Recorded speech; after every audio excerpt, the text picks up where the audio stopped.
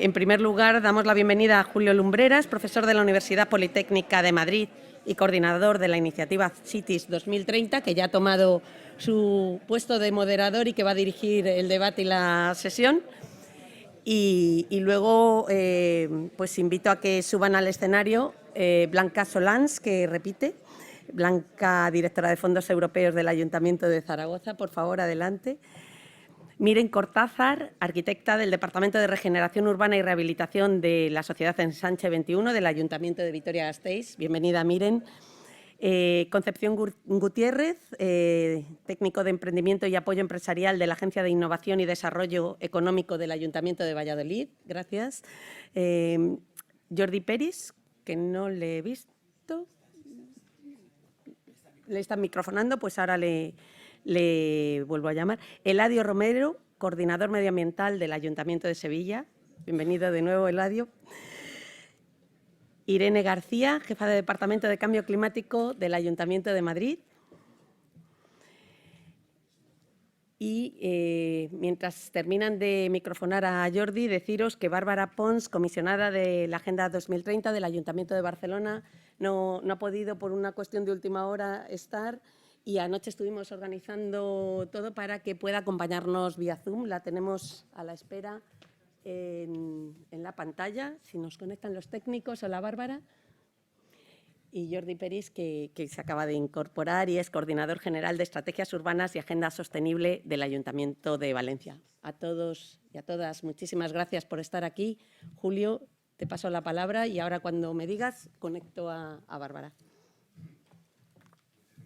Se escucha, ¿no? Bien.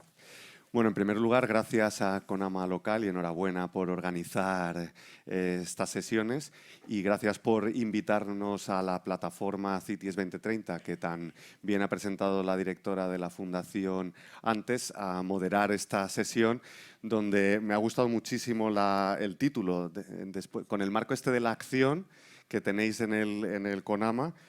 El título de las palabras a los hechos creo que no puede reflejar mejor lo que querríamos conseguir ahora, que es, antes se han dicho la importancia de la transformación urbana y la necesidad de acelerar esa transformación para alcanzar un objetivo tan difícil como el de ser climáticamente neutros en 2030, que desde la Diputación de Barcelona también se ha mencionado la dificultad de eso, y tenemos ahora la oportunidad de demostrar con proyectos concretos que es posible avanzar y que estáis las ciudades ya trabajando muy duramente en esto.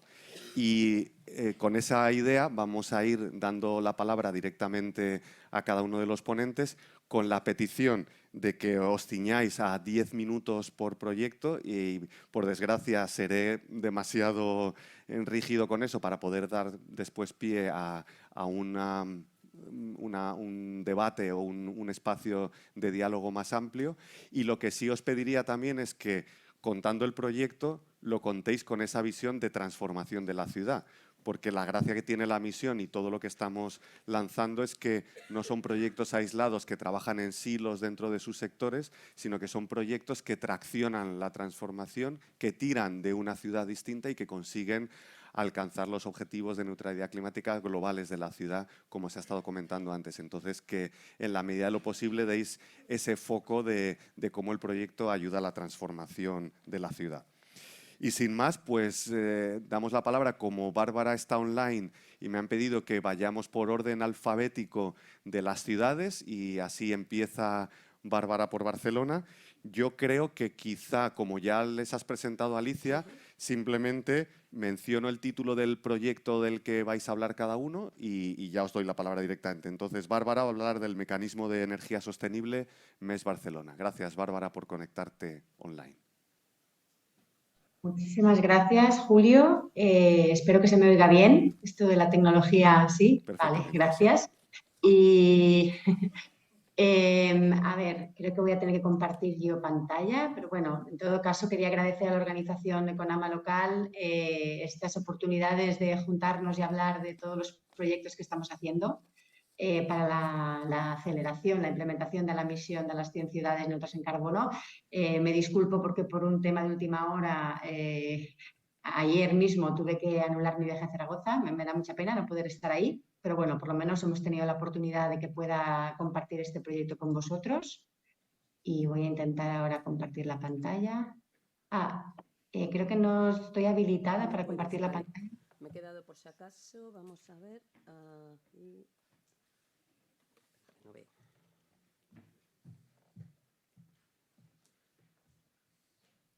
Toma.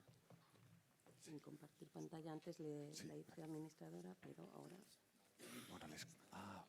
Ojo, muchísimas gracias. Sí, perfecto. Muchísimas gracias. ¿Le has dado? Inténtalo, Bárbara.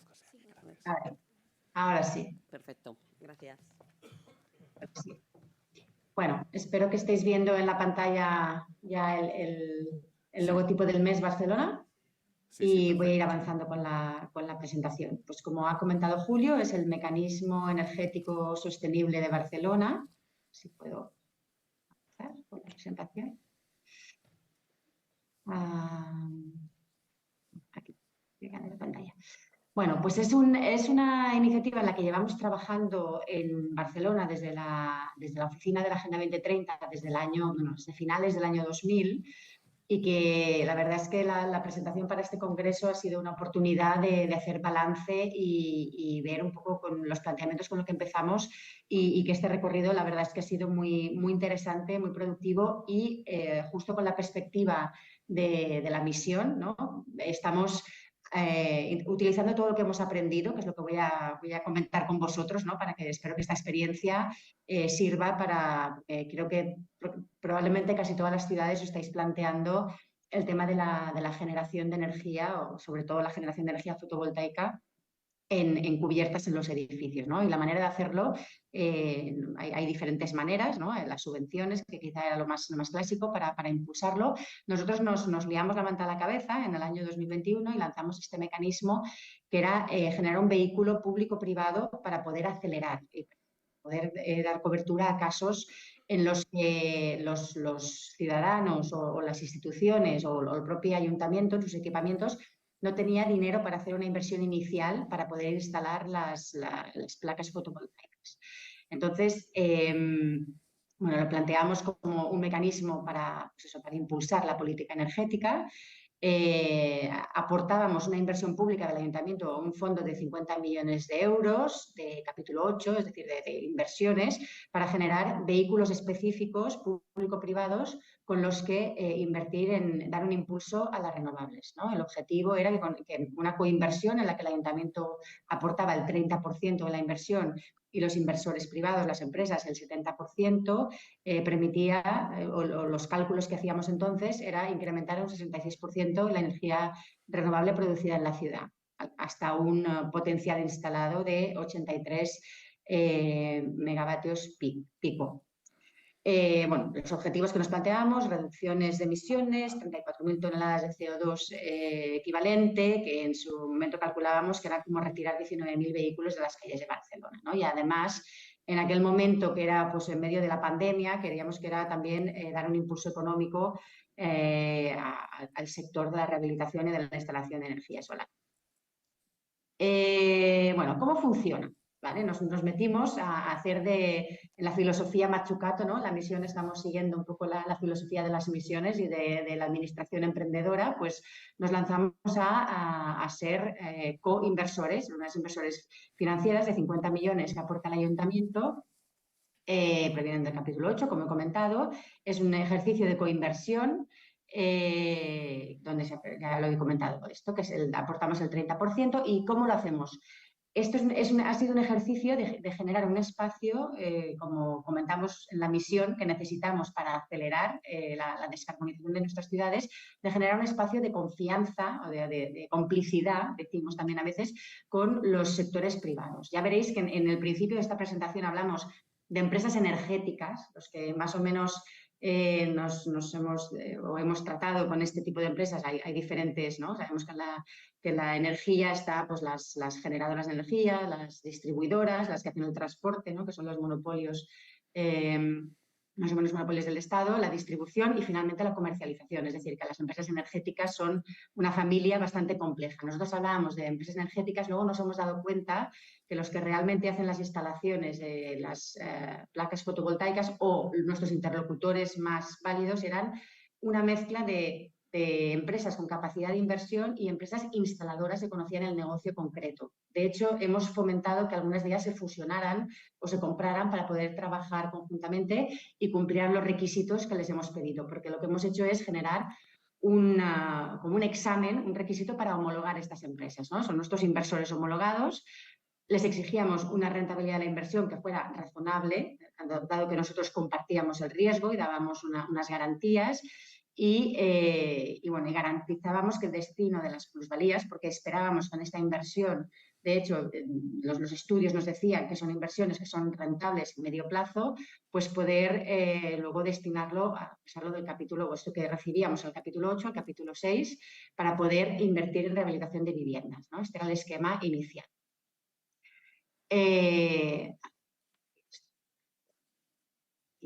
¿Cómo invertimos, ¿no? Entonces, hacemos este proceso de homologación de inversiones. Tampoco me voy a entretener mucho, pero bueno, esto también, si alguien está interesado, podríamos explicaros mucho más porque hemos aprendido mucho del proceso y ha sido un poco también prueba y error.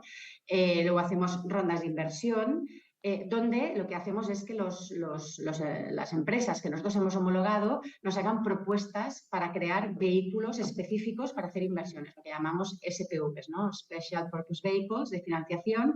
Son como mini empresas que tienen su capital y su objetivo, su plan de inversiones, ¿no? Porque queríamos abarcar todo tipo de proyectos, desde grandes equipamientos hasta comunidades de propietarios en edificios residencial, que es probablemente lo más difícil para que se implementen.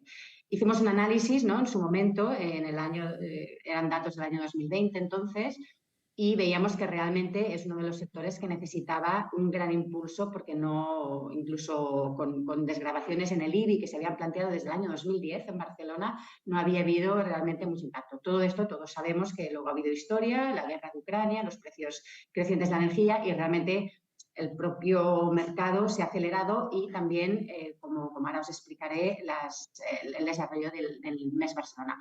¿Por qué este mecanismo, ¿no? ¿Por qué complementar cosas que ya hacíamos como las subvenciones, ¿no? o la propia financiación en equipamientos públicos? Porque pensábamos que la coinversión, que esta colaboración público-privada nos iba a permitir acelerar y escalar mucho más la generación de energía, ¿no? Y aquí esto fue uno de los aprendizajes, ¿no?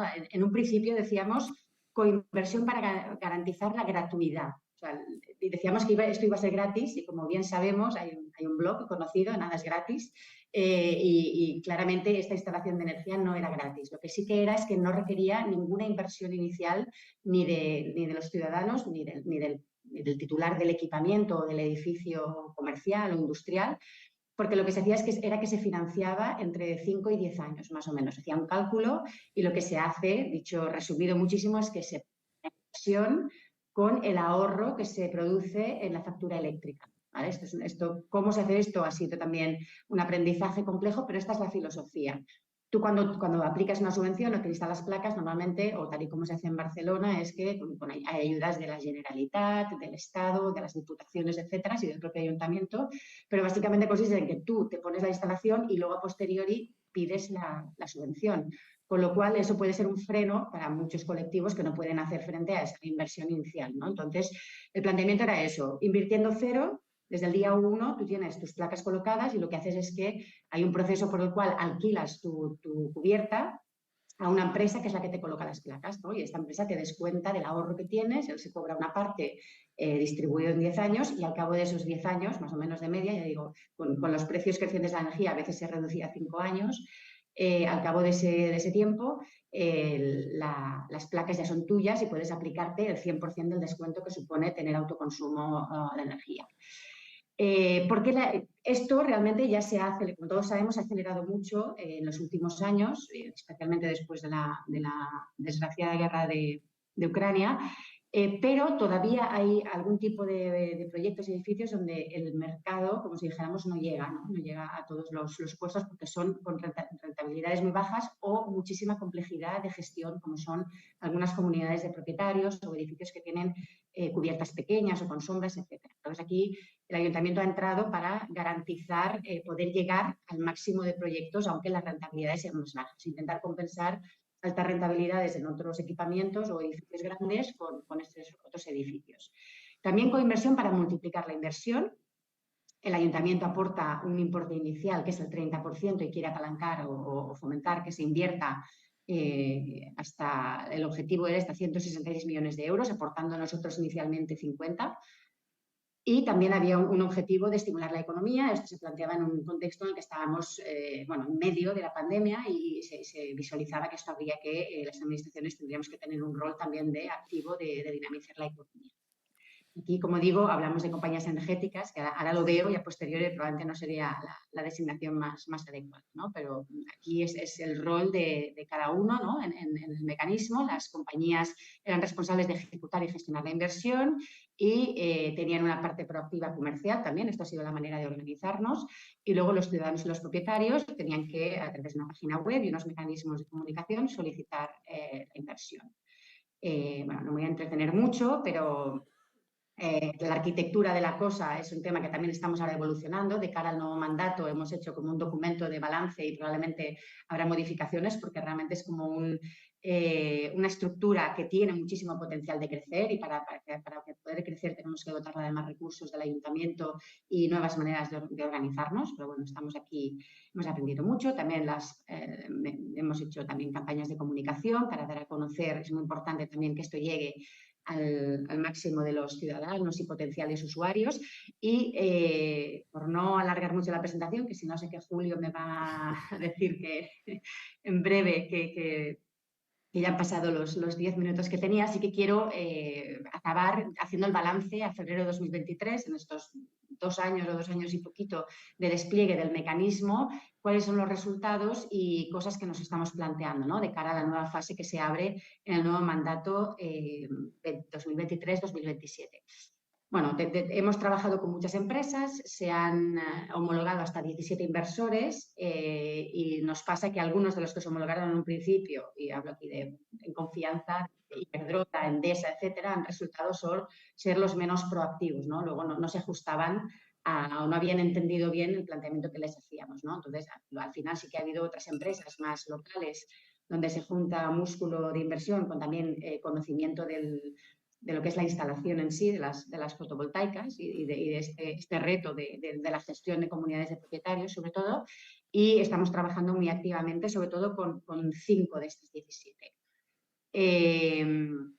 Hemos generado 9 SPVs, estos vehículos financieros conjuntos, porque algunas empresas tienen 2, uno para residencial y otro para lo que llamamos institucional, que son equipamientos y hoteles y naves industriales, etcétera, porque realmente son tipos de negocio, modelos de negocio muy diferentes, ¿vale? Tenemos aquí las que hemos creado. Hemos analizado más de 25 proyectos institucionales entre equipamientos y otro tipo de grandes edificios, pero he de decir que excepto algunos, de hecho tenemos ahora en marcha 3 que ya están instalándose las placas, pero hemos analizado muchísimas opciones que luego ha resultado que no han sido viables por diferentes motivos. Por eso estamos rediseñando el mecanismo para poder acoger este otro tipo de proyectos, porque, como decía, en este nuevo mandato la idea estamos acelerando los objetivos de tener autoconsumo fotovoltaico en el máximo de edificios de la ciudad. De comunidades de propietarios hubo un gran interés, una explosión de interés que casi nos hizo morir de éxito, 1.500 solicitudes en los pocos meses cuando se lanzó la plataforma online y estamos dando respuesta a ellos, pero os he de confesar que ha sido muy difícil y que ahora estamos concretando los cuenta, o sea que realmente ha sido un proceso bastante complejo.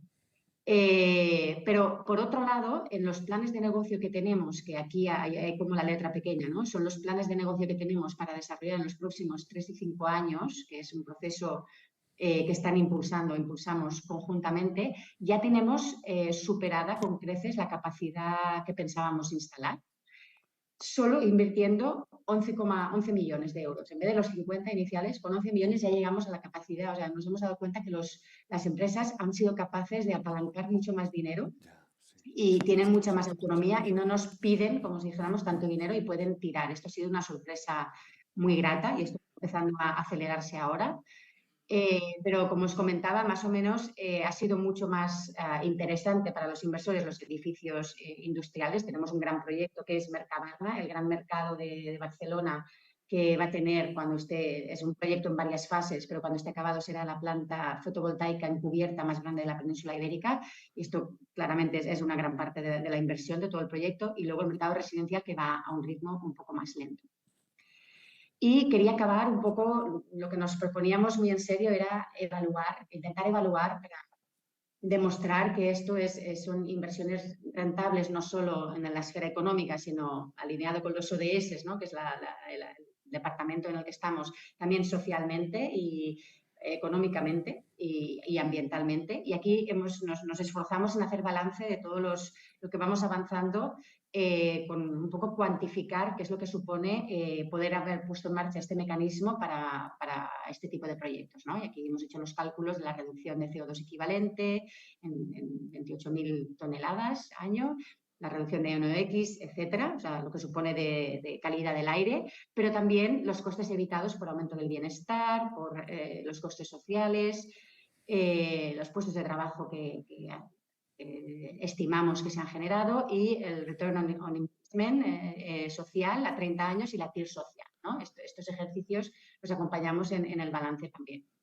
Y bueno, y acabar ya diciendo que realmente es un mecanismo que, como os comentaba, ha sido un proceso de aprendizaje. Ahora nos estamos planteando si en el siguiente mandato lo que hacemos es generar una unidad más grande para seguir funcionando así, o creamos una empresa pública mixta, o directamente dejamos a las empresas que funcionen con esta homologación estricta que hacemos, pero sin invertir en el ayuntamiento, sin fondos públicos. Tenemos como un abanico de posibilidades para que esto pueda seguir creciendo, pero claramente sabemos que este tipo de mecanismos público-privados tienen un recorrido importante para ayudarnos a acelerar, y aquí acabo con este certificado que nos dio Naciones Unidas Europa, porque realmente claramente se ve que dentro del escenario de una de las necesidades más importantes de las ciudades, este tipo de mecanismos tienen, bueno, son de clara utilidad para poder, porque solamente las administraciones públicas con el músculo público no seremos capaces de conseguir los objetivos tan ambiciosos que tenemos de descarbonización. Nada, aquí acabo mi presentación. Espero haber sido estricta con el tiempo, a ver que deje de... Muchas gracias, Bárbara. Gracias a vosotros. No te he querido avisar por no interrumpirte, pero a los que estáis aquí sí sonará. Ha sonado aquí la alarma, pero no la has oído oír. Bueno, muchísimas gracias, porque creo que es un magnífico ejemplo de cómo se puede hacer algo a la escala y a la velocidad que necesitamos para masivamente tener una penetración de las energías renovables en las ciudades con este autoconsumo y generación de energía eléctrica. Y además creo que has mencionado dos cosas que creo que son muy importantes, que es ese aspecto multiactor, ¿no? Cómo estáis trabajando con el sector privado de una manera innovadora, arriesgada, valiente y difícil, pero muy interesante, y a la vez con la ciudadanía. Entonces es un ejemplo de colaboración público-privada social muy interesante, y además me ha gustado mucho esos cobeneficios finales, porque la misión, aunque es de neutralidad climática, es de mejora de la calidad de vida de las personas, es de aumento de la sostenibilidad de la ciudad, de generar oportunidades, empleo, etcétera. Y que hayáis calculado esos cobeneficios, pues creo que pone muy de manifiesto y pone en valor las iniciativas de la misión. Así que muchísimas gracias. Y pasamos con la segunda ciudad, Madrid. Entonces Irene nos va a hablar de la intervención en entornos escolares con criterios de adaptación al cambio climático y de calidad del aire, donde también vamos a ver esos cobeneficios relacionados con mejoras de salud, de calidad del aire, y también con la otra misión de adaptación, que es muy interesante. Así que muchas gracias, Irene. Cojo esto, ¿verdad? Para mi presentación. Gracias, Julio. Gracias a CONAMA por invitarnos, y también al equipo de Zaragoza por juntarnos, porque nos vemos semanalmente, virtualmente, pero así en directo pues es más agradable. Venimos a presentar este proyecto de intervención en entornos escolares porque dentro de la propuesta que hace Madrid para formar parte de la misión, una de las líneas de trabajo precisamente se centra en trabajar en campus universitarios y centros educativos, ¿no? Lo que nos pide la misión al final es territorializar, ¿no? ¿Qué área de tu ciudad va a ser climáticamente neutra en 2030? Pero bueno, nosotros por el tamaño de nuestra ciudad, también por la complejidad, pensábamos que definir un área, un distrito en concreto que fuera a ser climáticamente neutro, pues iba a generar de alguna manera desigualdad en la ciudad, ¿no? Entonces decidimos hacer una estrategia que abarcara toda la ciudad, definiendo pues, pequeñas áreas distribuidas en la ciudad que fueran a ser climáticamente neutras, ¿no? De esta forma, si logramos en un estado posterior conectar estas áreas, pues conseguiríamos la neutralidad climática. Entonces, dentro de estas áreas distribuidas, de estos nodos distribuidos por la ciudad, uno de los puntos, como digo, es centrarnos en los centros educativos. Dentro de esta línea, esta es como parte también de ese trabajo porque para hacer climáticamente neutro pues estas áreas nos gustaría trabajar pues, en el propio edificio para hacerlo climáticamente neutro, trabajar incluso en los patios para adaptarlos también al cambio climático y luego en el entorno, ¿no? que es este proyecto que venimos aquí a presentar. Entonces, esta parte trata de intervenir en esas áreas colindantes a los centros educativos, más concretamente en los accesos, de forma que generemos como unas plazas, ¿no? Unas estancias que transformen este espacio, ¿no? Estos espacios que, bueno, no sé si habéis tenido la oportunidad de pasar por una entrada y salida de un colegio, principalmente en la ciudad consolidada, en Madrid, pues son espacios habitualmente duros, son espacios que apenas tienen acera suficiente como para acoger a todas las personas que se amontonan, ¿no? en las entradas y salidas. Y bueno, nosotros bromeamos con que decimos que son como zonas de carga y descarga de niños, ¿no? Más que puntos de encuentro. Entonces, bueno, este proyecto lo que busca es extender un poco el uso de las escuelas más allá de sus puertas, ¿no? Sacar un poco la escuela al barrio generando estas plazas, ¿no? Lo que nosotros llamamos las plazas escuelas. Y cómo para para diseñar estos entornos, pues pensamos eso, que tenían que estar, pues que tenían que tener criterios de adaptación al cambio climático y también pues, de reducción de emisiones, ¿no? ¿Y cuáles son esos criterios de adaptación? Así un poco pues, los que nos vienen a la cabeza, pues espacios que tengan sombra, donde la vegetación sea pues, la protagonista, ¿no? Que tengan pues, arbustos, otro tipo de plantas, que el pavimento, por ejemplo, pues, tenga como otras zonas pues, más terrizas, que no irradien tanto calor.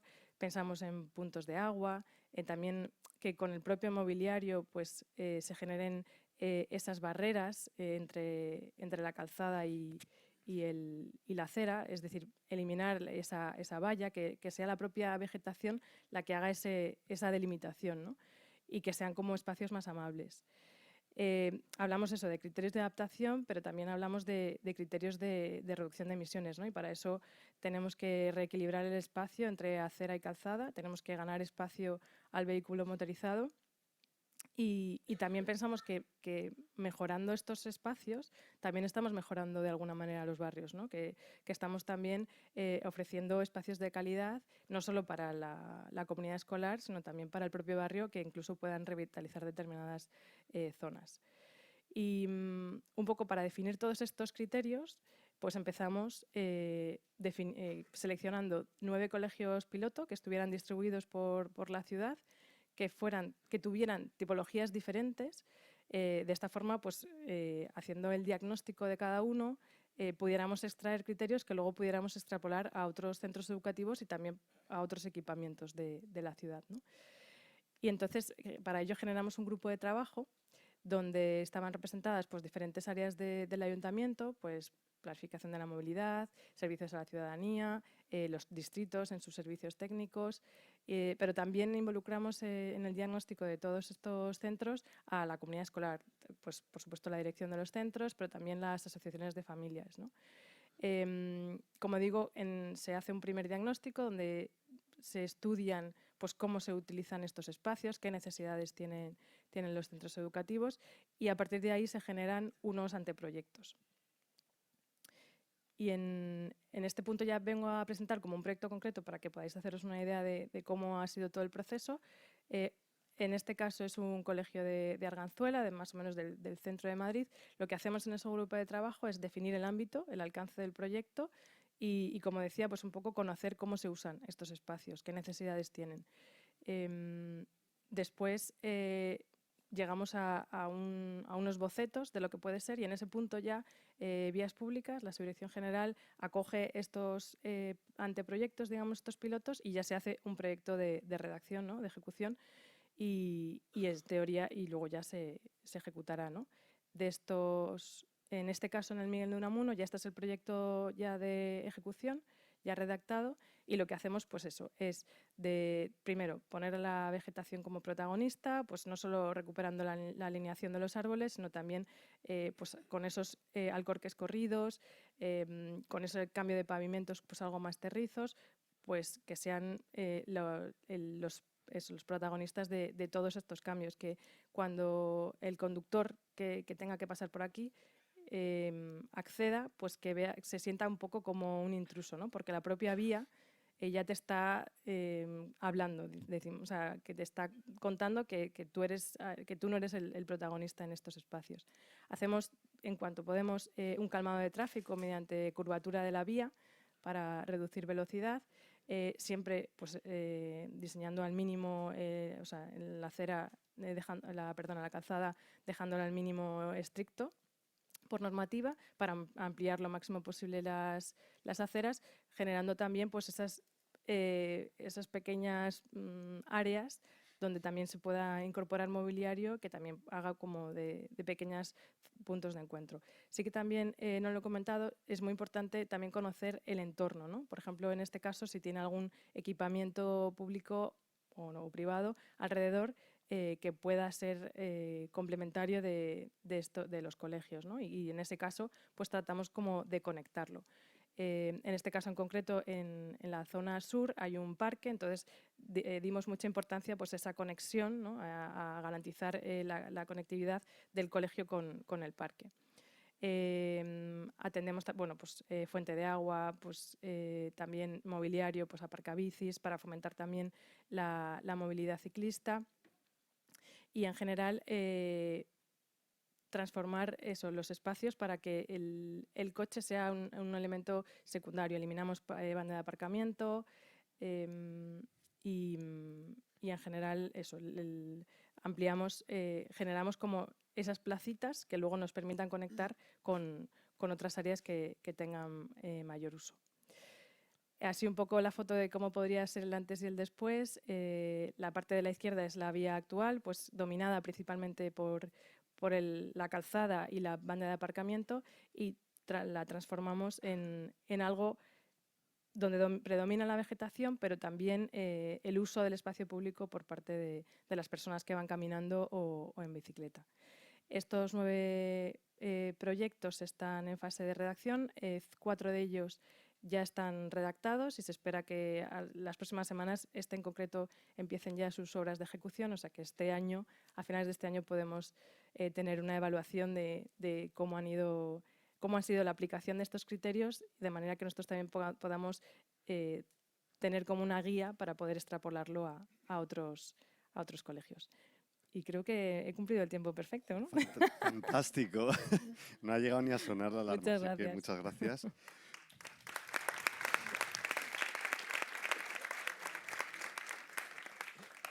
Muchísimas gracias, Irene. Y creo que también es un ejemplo, otra vez, de la colaboración, en este caso casi público-social y luego las privado, porque se tienen que ejecutar también todas esas obras y además hacerlo en varios colegios a la vez y previsiblemente escalarlo a más.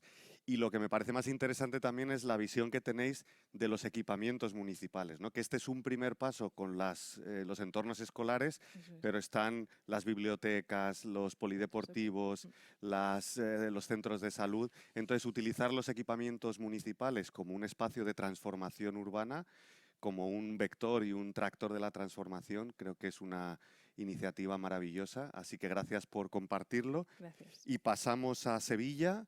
Eladio Romero nos va a contar Cartuja y City. Muchas gracias, Eladio, por venir. Muchas gracias.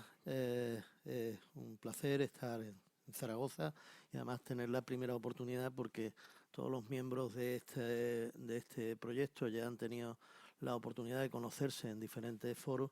Yo estoy recién incorporado al proyecto, aunque había tenido alguna participación puntual en él desde la reunión de Santander. Y bueno, para mí es un reto estar aquí entre todos vosotros. Sevilla, digámoslo en pocas palabras, le ha costado engancharse a la dinámica de trabajo que habéis mantenido. Es todo un reto el proyecto de la misión. Es todo un reto para las administraciones locales adaptarse a la forma de trabajar y a la forma de generar información para poder operar a partir de diagnósticos precisos y poder desarrollar un trabajo riguroso. Por tanto, es todo un reto el poder trabajar en proyectos de esta naturaleza desde entidades locales que estamos probablemente muy acostumbrados al cumplimiento de la Ley de Base de Régimen Local de 1985. Bien, Sevilla lleva trabajando en el reto del cambio climático desde el año 2009. No me voy a extender en la introducción que tan brillantemente nos ha expuesto el representante de la Diputación de Barcelona en la sesión anterior, en la que nosotros también seguimos muy de cerca la evolución de la xarxa de municipis de la Diputación y que además hemos seguido fielmente desde la adhesión a los compromisos de Aalborg. El problema del pacto de alcaldes radica precisamente en la medición, en la cuantificación, en partir de un diagnóstico preciso y poder ir restando cuánto supone cada una de estas acciones en nuestro haber climático. Y eso lo estamos trasladando al proyecto de emisiones o estamos tratando de que se incorpore de una manera metódica y sistemática, creíble y científicamente demostrable. Porque no existen algoritmos precisos para hacer esa operación. Y cuando nos enfrentamos a mecanismos de información pública ante universitarios, ante colectivos, ante asociaciones, y nos preguntan cómo hemos conseguido determinar, por ejemplo, en el ámbito de servicios ecosistémicos, una cuantificación económica respecto al bienestar social, eso es difícil trasladárselo a la población para que lo pueda asumir y lo pueda entender. Estamos muy empeñados en hacer ese trabajo de una manera, insisto, sistemática. El PACE 2017 de Sevilla incorporó 87 medidas que nos han llevado a reducir. Sevilla emitía 3.198.000 toneladas de CO2 año y se ha conseguido reducir casi un 63%. Debo decir que en esta tarea, hacerlo fácil, lo hacemos rápido y además con poco dinero, porque evidentemente vamos a las cuestiones más evidentes. El problema es el otro 40%. Es decir, en 5 años se puede reducir un 60%, pero probablemente necesitemos 40 años para el otro 40%, porque ahí es donde está el problema. Y ahí es donde, bajo mi punto de vista, tiene valía la misión. Este proyecto de eCity no aparece en las 87 medidas del PACE 2017, que fue revisado en el año 2020. Es un proyecto, es un conjunto de actuaciones en la Cartuja.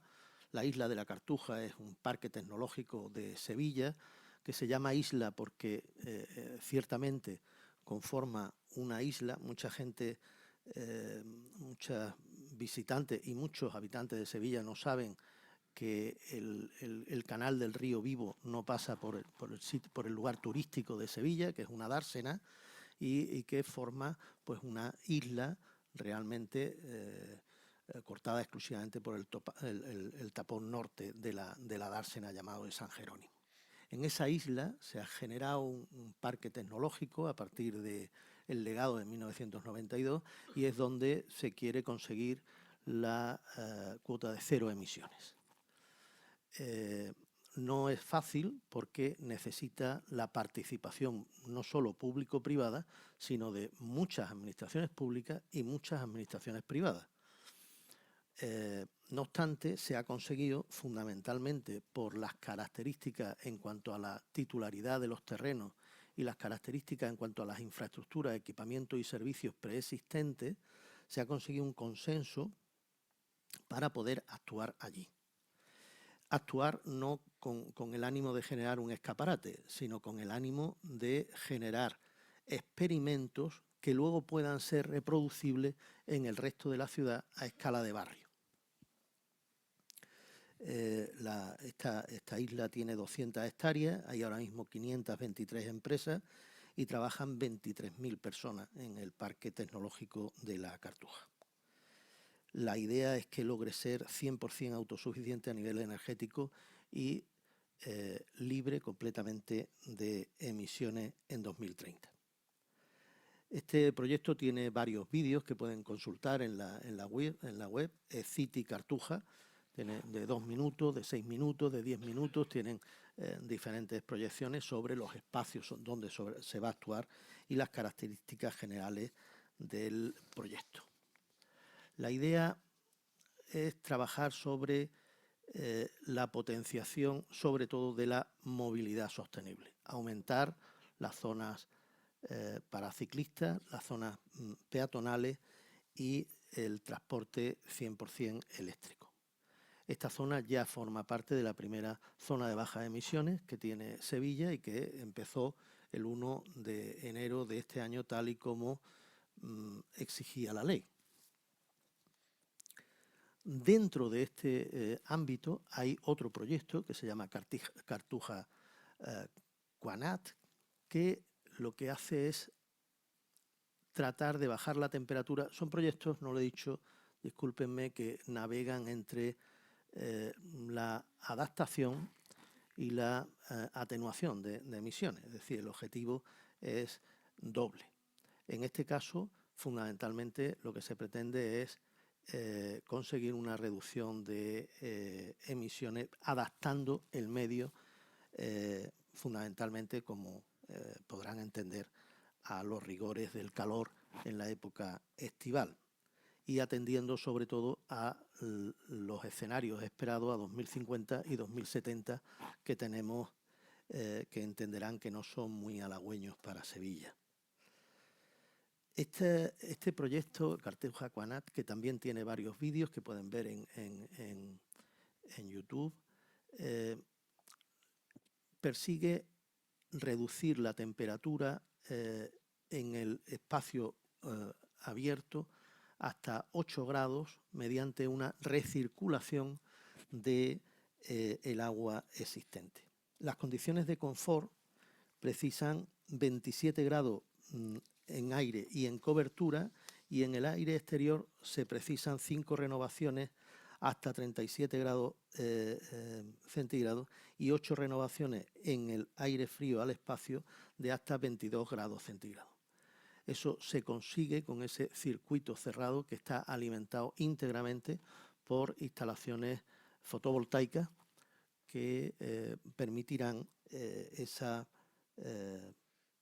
consideración de 100% renovable del parque.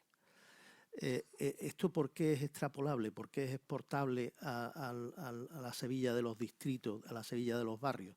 Porque allí donde tengamos un espacio abierto con una superficie mínima, hablo de plazas, hablo de ensanches, con un mínimo de 1000 metros cuadrados será reproducible este escenario. Ya lo estamos haciendo en la restauración de la Avenida de la Cruz Roja mediante un sistema muy parecido que hace una regeneración del circuito del agua fría que va en una red enterrada y que también llega hasta la entrada a un colegio público que se pretende adecentar para que la espera en la recogida y la entrega de los niños pues que se haga más amable.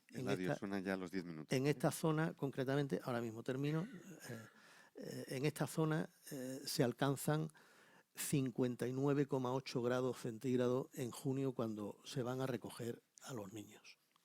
Es decir, una zona que esto es una cosa habitual, o sea, que entiendo que a ustedes pues, les sorprenda, pero que esto no sorprende en Sevilla a ninguna madre o a ningún padre que vaya a recoger a los niños y a los niños 49 o 59. 59 grados. Entonces, se requieren... sí, es que verá, la EMES tiene la costumbre de dar la temperatura a la sombra, ¿no? y en Sevilla les aseguro que sombra cada vez hay menos y también uno del objeto del proyecto es generar considerablemente sombra, ¿no? Luego, la última zona es el Zoco, dentro del Cartuja Canat, que también tiene otro sistema de recirculación. Esto está justo enfrente de la actual Facultad de Periodismo, dentro de la Cartuja, entre periodismo y la Escuela de Ingenieros, y por tanto es una zona cuasi universitaria, tecnológica. Está el centro del CSIC también justo al lado y es una zona pues, donde se congregan habitualmente centenares de personas en un espacio abierto donde conviven estudiantes con trabajadores, con científicos, en un espacio abierto y además en una zona de contacto natural, es decir, que no es una zona forzada, sino que es una coincidencia en función de los emplazamientos de todas estas estructuras. Este proyecto queremos ponerlo en valor en el marco de misiones, se está monitorizando, vuelvo al principio, nos interesa muchísimo el tema del seguimiento del proyecto y cómo este proyecto va a contribuir y cuánto a cada uno de los grados centígrados que consigamos reducir y a cada uno de los kilos de emisiones que consigamos evitar. Muchas gracias. Muchísimas gracias, Eladio.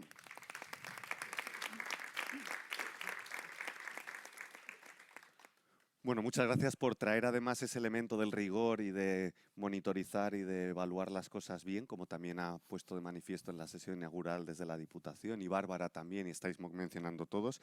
Y yo quería destacar esa idea que has puesto de usar un espacio de experimentación para luego expandirlo en la ciudad y cómo estáis pensando en que todo eso llegue a cualquier espacio de más o área de más de 1000 metros cuadrados, que es pues casi toda la ciudad, entiendo, con lo cual realmente es muy escalable.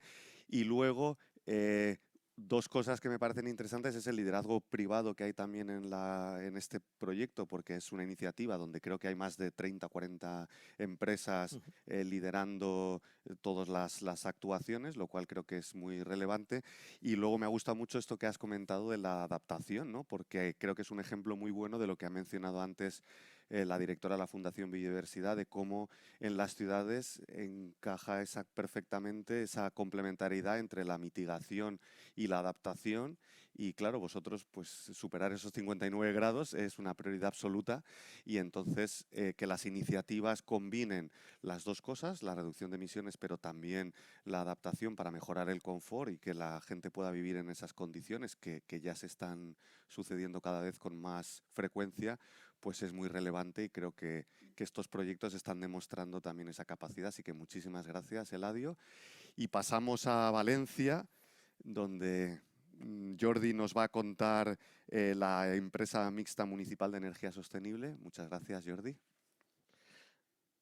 Bien, pues muchas gracias a ti, Julio, y a la organización por invitarnos a estar aquí a este panel que yo creo que es tan oportuno, ¿no? Porque efectivamente, como decía Irene, nos solemos ver todos los lunes para compartir filosofía, mediciones de todo esto y tal, pero creo que está muy bien esta puesta en común de proyectos concretos, transformadores y cosas prácticas, cosas que estamos llevando a la acción y que, vamos, resultan súper interesantes para intercambiar también entre las propias ciudades, ¿no? Bueno, yo os voy a contar una de las iniciativas que estamos impulsando en Valencia dentro de nuestra estrategia urbana Valencia 2030, que es a través de la cual estamos desarrollando la misión climática de la ciudad, ¿no? Que es la empresa mixta de energía sostenible, EMES le llamamos. Pretende ser un instrumento de colaboración público-privada y en este momento tenemos hechos los estudios previos de esta iniciativa, aprobamos en pleno la constitución y la puesta en marcha de esta empresa mixta municipal y bueno, estamos llevando a cabo todos los pasos necesarios para su puesta en marcha lo antes posible, ¿no? Bien, bueno, esto se enmarca en la misión climática que impulsamos en la ciudad y también dentro del marco de la Capitalidad Verde Europea de Valencia de 2024, ¿no? Que si cabe pues nos da más fuerza todavía para seguir con este tipo de iniciativas en la ciudad, ¿no? Bien, ¿cuál es el objetivo principal de EMES? El objetivo principal de EMES es dar respuesta a la cuestión de la que estamos hablando siempre en la misión climática, ¿no? Que es acelerar cosas que están pasando, ¿no? Tenemos la necesidad de ir más rápido en muchas de estas cosas y en el caso de EMES el objetivo es acelerar la producción de energía renovable en la ciudad, ¿no? Concretamente en los edificios públicos y en espacios públicos de la ciudad, ¿no? Como uno de los elementos clave. Si queréis, por haceros una idea de en qué término estamos hablando de aceleración, ¿no? A ver, nosotros en Valencia lo que identificamos fue la necesidad de desarrollar nuevos instrumentos para desarrollar respuestas a estos retos de la misión, ¿no? En Valencia estamos poniendo en marcha ahora uno de lo que será de las plantas fotovoltaicas urbanas más grandes de España, que es en el cementerio municipal de Valencia. Vamos a cubrir todo el cementerio municipal de Valencia con placas solares fotovoltaicas. Un proyecto que se llama Requiem in Power, para vuestra información, ¿vale? Pero es un proyecto en el que llevamos trabajando 4 años, que todavía no está adjudicada la licitación, lo estamos gestionando desde la interna del ayuntamiento y que va a tener una capacidad de producción de 2,7 megavatios. Llevamos 4 años con ese proyecto. Con este instrumento, ahora os daré los datos un poquito más desarrollados, pretendemos llegar a los 72 megavatios y en un plazo de tiempo mucho más corto que mediante esta gestión directa que estamos haciendo desde el ayuntamiento. En esos términos entendemos la aceleración en la producción de renovables, ¿no? Y para eso hemos considerado oportuno el buscar fórmulas de colaboración público-privada porque los números lo justifican y lo acompañan, ¿no? Bueno, la idea es eso, dar en el contexto actual también de emergencia energética, subida de precios y tal, la idea es dar respuestas concretas desde el ayuntamiento en materia energética, ¿no? Para poder desarrollar una política propia energética, ¿no? Aprovechando tejados públicos, implantando energía renovable, reduciendo gastos y luego teniendo eso, aquí lo más importante, tener una capacidad de hacer una política local pública en materia energética basada pues, en criterios sociales y con el interés público como horizonte, ¿no? Bien, ¿qué es EMES? EMES es una empresa mixta que estará participada al 51% por el Ayuntamiento de Valencia para garantizar precisamente esa dirección orientada al interés público y un 49% por un socio privado que se licitará en concurrencia competitiva, abierta, etcétera, y que será una empresa privada que aportará know-how empresarial y conocimiento del mercado. Entendemos que esto es precisamente en este equilibrio entre lo público y lo privado donde podemos encontrar una colaboración que sea mutuamente beneficiosa, ¿no? Porque hay cosas que nosotros como administración podemos y debemos hacer, pero hay cosas donde el socio privado tiene que aportar un conocimiento que nosotros no tenemos y que difícilmente vamos a tener nunca como administración pública, ¿no? Entonces, es en esta fórmula de colaboración donde surge esta propuesta, ¿no? ¿Cuál sería la actividad central de EMES? La actividad central de EMES sería la generación de energía. Y aquí hemos ido podando. O sea, esto es un trabajo en el que llevamos tiempo. Consideramos en un principio también incorporar temas de rehabilitación energética de edificios municipales, etcétera, pero al final fuimos a un modelo más simplificado por muchas razones de hacer viable esta iniciativa, ¿no? Pero esta empresa se dedicará a la generación de energía para autoconsumo y esa es la clave, que esto no es una comercializadora, es muy importante porque si no entramos en otro ámbito totalmente diferente, esto es generación para autoconsumo en instalaciones municipales. Esta generación de energía para autoconsumo lo que generará es un ahorro directo al ayuntamiento, pero esto es solo una parte, y es una parte pequeña de la iniciativa, ¿no?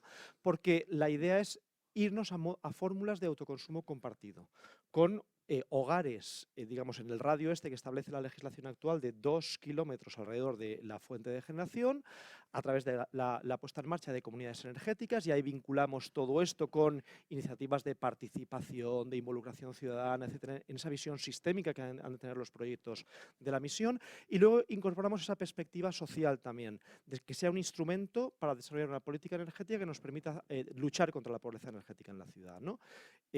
suministrando energía a hogares en situación de vulnerabilidad con criterios sociales, ¿no? Esa es la gestión, eso es lo que haría esta empresa, además de lo que sería el posterior mantenimiento y actualización de las instalaciones. Bien, en este 51-49, ¿qué aporta cada parte? Nosotros lo que aportamos básicamente como ayuntamiento es el derecho de uso de las superficies de los tejados municipales o de otros espacios públicos. Por ejemplo, parkings, pérgolas fotovoltaicas encima de parkings en el espacio público, etcétera, etcétera. Y todo eso lo tenemos valorizado. Todo eso tiene un valor y supone la aportación de capital inicial del ayuntamiento iría en esos términos. La cesión de un derecho de uso de una superficie. Además de otras instalaciones que ya, fotovoltaicas que ya existen en la ciudad, que ya tenemos en algunos edificios, el Requiem Power, o otras que se puedan estar planificando y poniendo en marcha. ¿Qué aportaría el socio privado? Capital, o sea, recursos, o sea, capital directamente, y luego además el know-how tecnológico y el conocimiento del mercado. ¿Cómo lo desarrollaríamos? Y esto es muy importante. Lo haríamos en 3 fases. Y aquí tenéis los números un poco que os muestran el orden de magnitud de todo esto, ¿no? Nosotros hemos identificado en los estudios previos que hemos hecho, 525 edificios o espacios públicos donde podríamos instalar energía solar fotovoltaica, ¿no? La capacidad de producción total que tenemos identificada en estos espacios es de 72 megavatios, pero en esta primera fase solo haríamos 10,8 megavatios, porque esto es lo que nos permite abastecer, cubrir cerca del 90% de la demanda energética del ayuntamiento, ¿no? Con lo cual, esto es mucho más directo, sería una modalidad de autoconsumo sin excedentes, o sea, solo para satisfacer la demanda interna del ayuntamiento, lo cual nos permite ir rápido, agilizar. Necesitamos muchísimos menos permisos, muchísimas menos autorizaciones de conexiones a redes, etcétera, etcétera. Entonces, esto se podría hacer rápidamente y se dimensionarían las instalaciones para alcanzar esta producción de autoconsumo del ayuntamiento, con una inversión de unos 11 millones inicialmente de euros. Y estas 525 instalaciones se autodimensionarían para ese autoconsumo. Mientras tanto, se irían solicitando las conexiones de punto y acceso a conexión para pasar a la segunda fase, que sería la del modelo de autoconsumo con excedentes, donde esos excedentes se trabajarían de 2 formas directamente.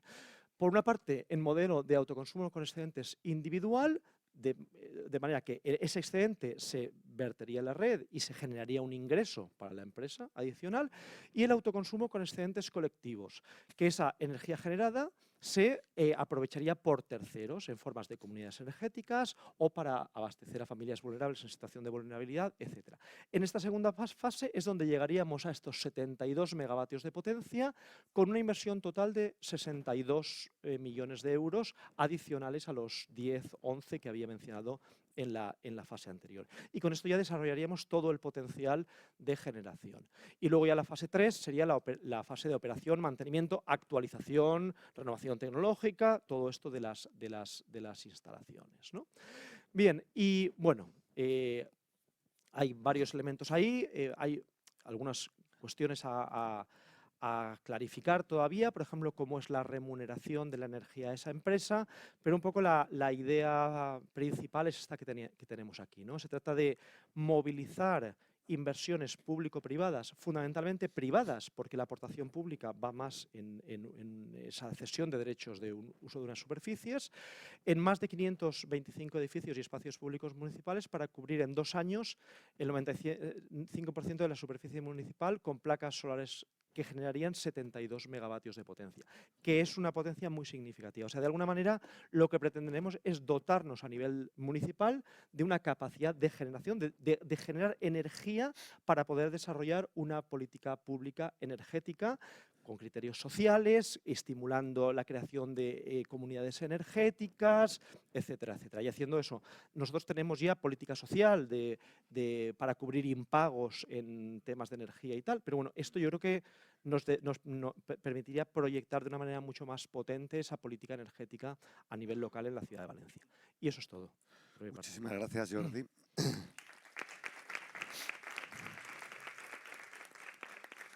Y gracias también por ceñirte al tiempo, que con tantas cosas es difícil.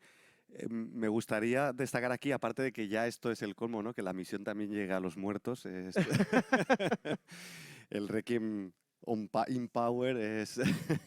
Pero lo que creo que es muy interesante, como el lema del CONAMA es acelerar la transformación urbana, que pongáis ahí el foco en cómo acelerar esto y cómo acelerarlo además a través de innovaciones que son quizá a veces, los llamamos incluso innovaciones aburridas, ¿no? Que es esta innovación más de los trámites administrativos y cómo esa visión de hacer algo que sea ágil permite ir rápido al principio y mientras en paralelo avanzar con otros procesos y eso consigue realmente cambiar las cosas y acelerar. Así que muchas gracias por contarnos este ejemplo. Ya luego a lo mejor en las preguntas podemos entrar en los ahorros energéticos, que no sé, en el ahorro económico, porque solo has puesto la inversión, pero bueno, ya quizá vamos después. Entonces, avanzamos con la siguiente ciudad, que sería Valladolid. Muchas gracias, Concepción, por asistir y nos vas a contar el papel del Ayuntamiento a través de la Agencia de Innovación como facilitadores de la neutralidad climática a través de la innovación. Muchas gracias. Bueno, yo lo primero quiero excusar a Rosa Huertas, que es la persona que tenía que estar aquí, pero no ha podido por razones de agenda. Está en Helsinki con el alcalde, entonces ha sido imposible. Entonces yo, que no soy especialista, lo reconozco en el tema, os voy a tratar de... no son unos proyectos tan específicos como los que se acaban de ver, sino que aquí lo que estamos hablando es de la función del ayuntamiento, es decir, de cómo el ayuntamiento ha puesto muy recientemente 2 instrumentos, precisamente para facilitar que las empresas accedan a proyectos que consigan reducir las emisiones también, ¿vale? Bueno, esto vamos a pasar de ello porque yo creo que ya se ha visto que es la misión, que es como todos en abril Valladolid entra a formar parte de esas 100 ciudades y en concreto de las 7 españolas. Sí que es verdad que no es algo regalado, quiero decir que el Ayuntamiento lleva desde, y concretamente la Agencia de Innovación, lleva desde el año 2010, primero con todo el tema de Smart City, de la innovación, después pasa ya a proyectos que van más al tema de movilidad sostenible, eficiencia energética. Los últimos proyectos que hemos tenido pues, son ya claramente de unos proyectos integradores como Remo Urban, Circular Labs, Cencil, etc. Quiero decir que todo eso es lo que ha culminado en que estén entre esas elegidas. La hoja de ruta pues, comprende, como la mayoría de los sitios, la Agenda Urbana 2030, el Plan de Movilidad Urbana Sostenible, el Plan de Acción de Economía Circular, etcétera. Pero de lo que vamos a hablar concretamente son de 2 herramientas que se acaban de poner en marcha, 2 instrumentos que acaba de poner en marcha el Ayuntamiento. Uno es la Ordenanza Valladolid Ciudad Demostradora, que os puedo decir que ha costado mucho, porque bueno, supone, ahora lo voy a explicar bien, pero la reglamentación es muy importante en un ayuntamiento cuando quieres poner a disposición de cualquier proyecto una ciudad entera, o sea, para que sirva de ensayo y de prueba. Y lo otro son unas, que quizás más corrientes, son unas líneas de subvención para incentivar los proyectos de descarbonización. La ordenanza, aunque se aprueba en diciembre, es ahora en este primer trimestre cuando realmente se ha puesto en marcha. Esta ordenanza, ya os digo, que lleva gestándose desde el año 2010, ha tenido que estar en exposición pública, ha habido alegaciones de todos los que consideraban que eso no se podía hacer, pero bueno, al final ha cuajado y la tenemos ahí y supone la puesta a disposición de la totalidad del dominio público municipal, tanto los bienes demaniales, que serían los de uso público, como los patrimoniales. Y también de los servicios públicos municipales, es decir, que si el proyecto que se presenta necesita usar un servicio público, también se le va a facilitar. Es en realidad el que la ciudad de Valladolid se convierta en un laboratorio de pruebas. No para todo, ahora veremos a ver que no es para cualquier cosa. Cuando hablamos de bienes, no nos referimos simplemente a aquellos que sean de titularidad propiamente municipal, sino también de las entidades dependientes. Y cuando hablamos de entidades dependientes, por ejemplo, abajo podéis ver pues, desde el servicio del agua Aquaval, el de logística y mercados Mercaolid, de las Minci, lo que es las viviendas Viva, etcétera. Bueno, una serie de servicios que también entrarían en ese laboratorio de pruebas. Bueno, No he dicho que bueno, pues lo principal que queremos con esto es propiciar la innovación, una innovación que sea abierta y la colaboración público-privada. Se trata de autorizar a todas aquellas personas emprendedoras y empresas que tengan un proyecto o un servicio que necesite testarse de un espacio para que lo pueda hacer. Por supuesto, tampoco somos locos, quiero decir, no podemos dejar la ciudad de Valladolid y que ello provoque riesgos a la ciudadanía, riesgos al patrimonio, es decir, se va a facilitar pero con una serie de condicionantes, ¿no? Primero porque no nos podemos saltar otro tipo de reglamentos y ordenanzas que tenemos. Pero bueno, lo importante es a quién va destinado, para qué tipo de proyectos. Tienen que ser primero proyectos de innovación, es decir, si no hay innovación no pueden facilitarse. Que hayan superado ya una primera fase de desarrollo, es decir, no es para estudios, sino ya para poner en marcha algo que ya se ha estudiado. ¿Dónde vamos a someter esas pruebas? Pues como hemos dicho, en los equipamientos públicos, en los servicios públicos o en personas usuarias de esos servicios públicos. No pensamos que porque se pruebe en la ciudad de Valladolid eso vaya a ser lo definitivo, sino que, bueno, precisamente es eso, es ensayo. Es ensayo y de ahí puede haber readaptaciones y puede que al final de lo que se está ensayando no sea lo que se vaya a llevar a cabo. Pero sí que tiene que ser, ahí lo tenéis claramente, prototipos, plataformas tecnológicas, productos de sistemas de organización y producción o cualquier otro proyecto de innovación que bien sea novedoso, porque es novedoso en sí mismo, o bien porque la forma que nos plantea hacerlo sea novedosa. No tiene que ser a lo mejor que sea totalmente nuevo, sino que lo que vamos a hacer, lo vamos a hacer de otra manera, que a veces también es importante. ¿Quién puede solicitarlo? Puede solicitarlo primero cualquier tipo de investigador, privado, institucional, cualquier persona física y cualquier entidad jurídica o no jurídica que realice una actividad y quiera poner en marcha un producto o servicio. Esto que parece así en general bonito, luego tiene unas preferencias. Si lo veis ahí, pues está claro que si los que nos plantean el testar ya han tenido una relación contractual con el ayuntamiento o han suscrito ya un convenio de colaboración anterior, pues van a tener, digamos que va a haber un orden de prelación. Que estén empadronados en Valladolid, pero por supuesto no es un requisito indispensable.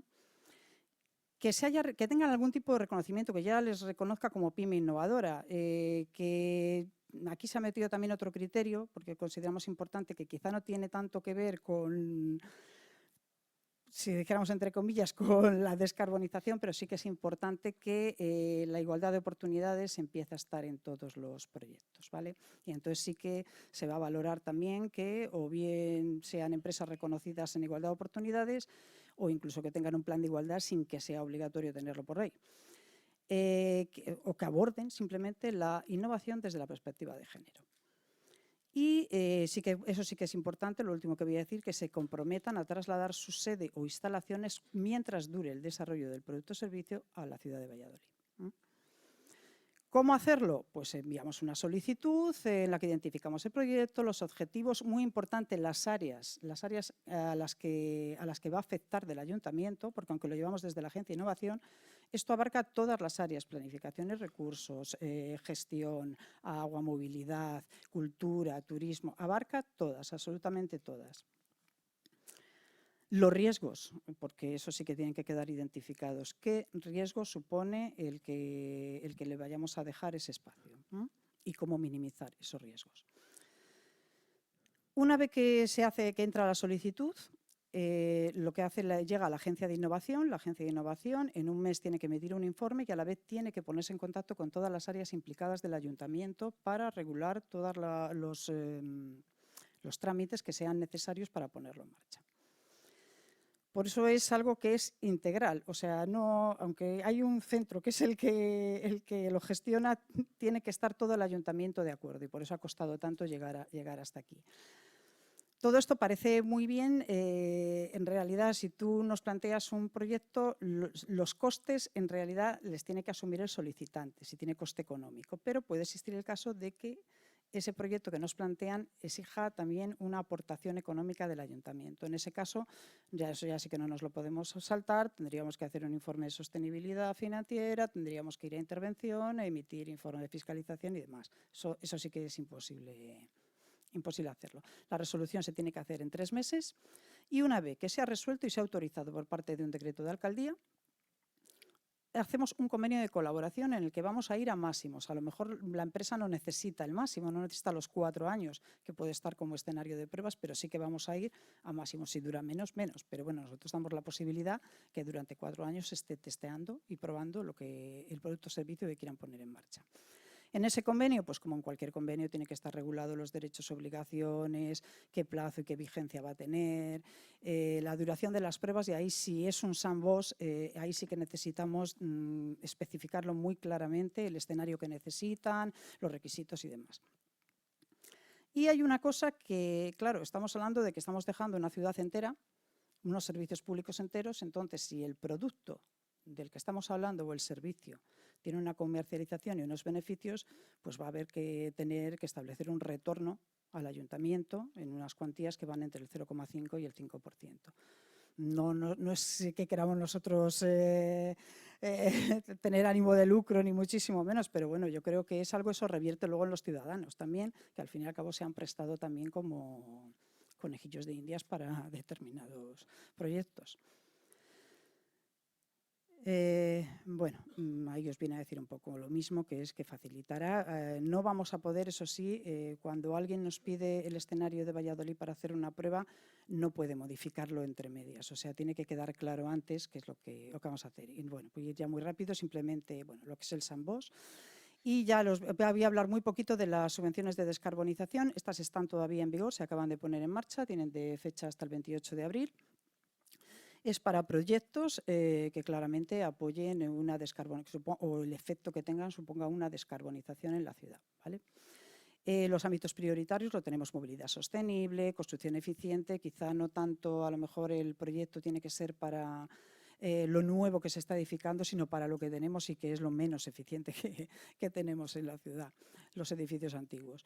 Puede irse para temas de energía renovable, para economía circular. Hemos querido también, llevamos mucho tiempo trabajando con la economía circular y hemos querido que la economía circular también estuviera aquí, porque al final cualquier proyecto que sea de economía circular supone un ahorro de recursos, supone una mejora en la salud de toda la ciudadanía, y entonces creemos que tiene que estar ahí, tiene que también la industria.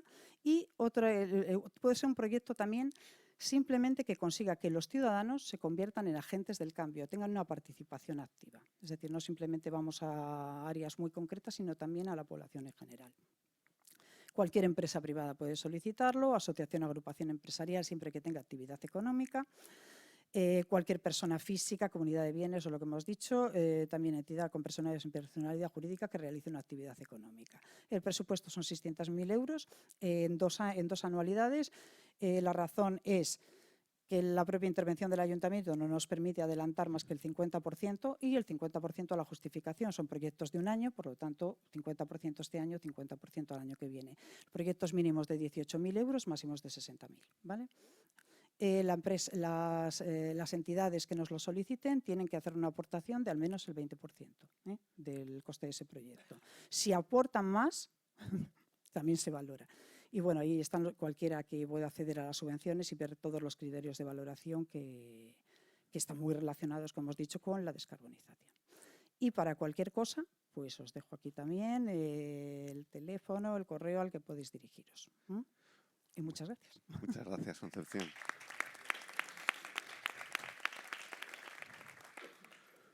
Bueno, muchas gracias porque, como veis, bueno, ya estamos terminando, nos quedan 2, pero como veis están siendo proyectos e iniciativas muy variadas y todas ellas muy valientes, y en este caso usar la ciudad como un espacio de demostración y de prueba a toda la ciudad y poniendo a disposición de todos los actores los equipamientos y servicios públicos, creo que es una cosa súper inspiradora, súper ambiciosa. Y además me ha gustado mucho cómo has mencionado que la misión para vosotros es un paraguas, ¿no? Es algo integrador de todas las estrategias y políticas municipales, que es un poco lo que pretende, ¿no? No se pretende hacer una cosa nueva, sino alinear, conectar y, por tanto, al final tener más impacto en las cosas que estáis haciendo. Y esa menciona que todas las áreas de gobierno son las que participan, pues esto es otra cosa que todas las ciudades estáis haciendo, que es trabajar interdepartamentalmente, y yo creo que aquí se ve muy claramente, así que muchísimas gracias por presentar el proyecto. Y bueno, ya nos vamos a Vitoria-Gasteiz, vamos recorriendo toda la península y tenemos a Miren, que nos va a contar la regeneración urbana del barrio de Zaramaga. Muchas gracias, Miren. Gracias. Gracias a vosotros por la invitación recibida. Es un placer poder estar hoy aquí para explicar este proyecto que está en sus primeros momentos y que nos va a tener entretenidos en los próximos 2 años, como a continuación voy a explicar. Para poder entender este proyecto y ver un poco la importancia que tiene para nosotros en la ciudad, tenemos también que explicar un poco qué somos, ¿no? Vitoria es la capital de la provincia, es la ciudad, es un poco dentro de lo que es Álava. Tiene una centralidad muy importante porque ahora mismo tiene una población aproximada de 253.000 habitantes, que supone el 80% de la población de toda la provincia. Además, lo que es la ciudad, el término municipal, tiene una superficie bastante amplia, pero solo el 10% del suelo está ocupado por el suelo urbano, ¿vale? Nosotros somos una ciudad que se compone por lo que es la zona central, y a su vez tenemos en el suelo no urbanizable, en el resto de lo que es el término municipal, 63 entidades locales que están un poco diseminadas por el territorio y tienen pequeño tamaño. Por eso nosotros es importante, cada vez que hacemos un planteamiento, tenemos que pensar siempre en la doble escala, la escala pequeña y la escala más amplia de la ciudad. Seguramente nos habréis visitado en los últimos momentos, conocéis un poco lo que es la ciudad de Vitoria, pero tenemos un poco que diferenciar dentro de lo que es el suelo urbano 2 zonas, 2 ámbitos principales. Está por un lado la zona, lo que conocemos o nosotros llamamos intrarronda de la ciudad, que es un poco todo lo que está construido dentro de lo que fue la primera circunvalación que se realizó hace más de 50 años, que era un poco el anillo viario que un poco rodeaba la ciudad. A mediados de los años 80 esta zona ya fue colmatada, fue llenada, y a posteriori, en los años 90, a principios del año 2000, se dieron los nuevos desarrollos urbanísticos, que es lo que hoy vemos cuando visitamos la ciudad. En esta zona más intrarronda, más central, es donde se encuentran los barrios que ahora mismo tienen mayormente edificios residenciales con una antigüedad mayor a 50 años. A finales del año 2018 tengo que decir que en Vitoria se inició el proceso de revisión del Plan General y se nos pidió o se analizó la posibilidad de no seguir creciendo hacia afuera, que teníamos que hacer un poco una mirada hacia adentro, rentabilizar recursos, analizar un poco la situación que teníamos. Y lo primero que nos planteamos es ver cuál era el problema al que teníamos que buscar una solución. Hicimos ese estudio de cuál era la situación de los edificios y de los inmuebles y vimos que el problema era bastante amplio. Tenemos más o menos aproximadamente una necesidad de rehabilitación en los próximos años de 28.500 viviendas. Eso nos da un poco la dimensión del problema a la que nos enfrentamos. Visto esta necesidad, lo que hicimos en aquellos momentos fue diferentes estudios sociourbanísticos para poder identificar áreas degradadas o áreas de rehabilitación integrada donde íbamos a tener que intervenir con más celeridad o con mayor dedicación, y es por ello que hicimos una serie de documentos y bueno, pues tuvimos un poco la radiografía, que es la que está en esta diapositiva, de 9 barrios junto con el casco medieval, el casco central, la Almendra, que están declaradas como área de rehabilitación integrada, ¿vale? El proyecto que os voy a comentar se desarrolla en uno de estos barrios, que es el barrio de Zaramaga, que está ubicado con continuidad con la Almendra medieval, es bastante céntrico y tiene un tamaño pues, bastante adecuado para un proyecto de este tipo. Es un barrio denso, es un barrio que se construyó en una época, pues a finales de los años 60, 70. Es un barrio obrero porque muchos de estos edificios fueron construidos por las empresas que están en la zona más norte de este barrio, que construyeron viviendas para los propios empleados de sus fábricas, y en muchos de ellos no se han hecho ninguna intervención desde su construcción. Entonces tienen unas carencias muy importantes, unas necesidades de intervención importantes, Y bueno, antes en otra intervención se ha hablado de la temperatura que se alcanza en Sevilla, pero nosotros tenemos el problema precisamente el contrario, ¿no? Que tenemos una ciudad relativamente fría, entonces el invierno se nos hace bastante duro. Os he comentado que uno de los primeros estudios que hemos preparado fueron los estudios sociourbanísticos. Fue un documento que nos ayudó a determinar las áreas degradadas y bueno, pues también nos aportó muchísima información de cómo se encontraban los edificios a nivel constructivo, a nivel social, el porcentaje de paro, las situaciones económicas, situaciones familiares, un poco una radiografía desde diferentes planos. Este estudio en este barrio pues, nos mostraba un poco qué zonas también a nivel de espacio público, a nivel de urbanización, tenían ciertas carencias y ciertas necesidades de intervención. Al finalizar el estudio pues, hay que seguir unas pautas para elaborarlo, se determina un poco cuál es el área de intervención y de las 5.300 viviendas que configuran el barrio, 4.800 están dentro del área degradada. Es decir, es un barrio con una necesidad importante donde nos tenemos que centrar. Otro de los estudios que también tenemos ahora mismo en marcha y que todavía no está cerrado es el Plan Maestro de Regeneración Urbana, Ecorrehabilitación y Vitalización de los barrios de Vitoria. Al igual que este barrio que estoy ahora explicando, la misma circunstancia, los mismos modelos constructivos, los mismos problemas, lo tenemos en una serie de barrios que están también en esa zona central de la ciudad y que nosotros hemos empezado a analizar y a plantear ciertas propuestas con una visión a 20 años. Es una hoja de ruta lo que pretendemos elaborar y estamos un poco trabajando todavía en ello. No se trata solo de pensar en lo material, en la rehabilitación de los edificios, en los espacios públicos, sino también en este documento lo que también analizamos es la actividad, la vida de la ciudad, un poco qué cosas podemos mejorar o dónde podemos reverdificar o plantear ciertas acciones para fomentar la actividad económica, el comercio, etcétera, un poco lo que nos da vida. También hemos hecho más estudios en detalle de todos los edificios residenciales, de la necesidad que tenemos de rehabilitación. Y uno de ellos es muy importante porque lo que hemos valorado, esto lo hicimos el año pasado, es la cuantía económica, a qué nos enfrentamos, ¿no? ¿Qué es lo que va a hacer falta? Y en el barrio de Zaramaga vimos que era para poder llegar un poco a hacer una rehabilitación completa del barrio íbamos a necesitar 112 millones de euros, que es una cantidad bastante elevada.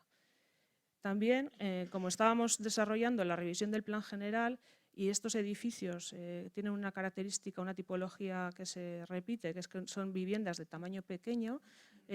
Habíamos pasado la etapa del COVID, vimos la necesidad de estudiar y ver si se podían hacer ampliaciones de crujía para posibilitar que puedan ampliar ese tamaño de esas viviendas y que sean atractivas para futuros habitantes en estos barrios. Nosotros en el plan general desde hace muchos años tenemos una pauta muy clara de soleamiento, hay que cumplir una serie de condiciones y teniendo en cuenta esa pauta hicimos el estudio con un planteamiento de un sistema modular, un sistema desmontable, autoportante, principalmente construido en madera, una construcción seca y con criterios de reciclabilidad, un poco pues, que fueran soluciones pues, de este siglo, ¿no? Del siglo XXI. Este estudio nos determinó una serie de edificios candidatos a estas ampliaciones de crujía y otros no, lo hemos reportado a la revisión del plan general y esperamos que cuando esté aprobado este documento pues ya tengamos un poco el marco jurídico y legal para poder afrontar estas obras. Con todo esto encima de la mesa, en junio del año pasado tuvimos la oportunidad por parte del Gobierno vasco abrir una convocatoria para poder presentar proyectos de regeneración urbana integral en los barrios que fueran áreas degradadas. Tuvimos un plazo muy corto de tiempo para preparar una propuesta y bueno, pues nosotros teniendo toda la información, por eso he explicado los proyectos, porque es muy importante tener toda la información preparada para que en el momento que tienes una oportunidad, pues poder aprovecharla. Hicimos la propuesta y bueno, en octubre del año pasado nos comunicaron que habíamos sido elegidos para ser uno de los municipios o uno de los barrios a regenerar. El marco temporal es muy breve, es muy corto y es por ello que nosotros el planteamiento que hacíamos no es para las 4.800 viviendas, sino para, le hemos llamado fase 1 y queremos ser un poco los impulsores o el ejemplo para que luego en el resto del barrio también se sigan haciendo una serie de actuaciones. El Gobierno vasco planteaba que la intervención no fuera solo a nivel edificatorio, sino que también se recogieran otra serie de acciones para poder un poco dotar del barrio de una serie de elementos.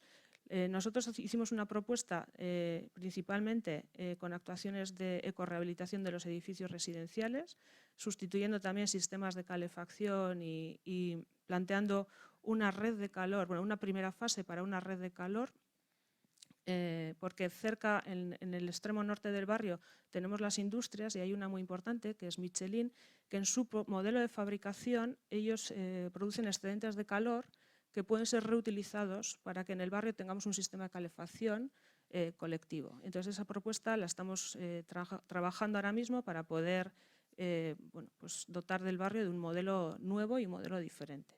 También hacíamos una serie de propuestas para incorporar paneles de solares fotovoltaicos, para poder también poner puntos de recarga en el barrio, un poco fomentar un poco los modelos también de colaboración con los vecinos y tener comunidades de autoconsumo, tanto a nivel particular en los edificios residenciales como en 2 colegios que tenemos en el barrio, poder ser también nosotros un poco los que lideremos esas actuaciones.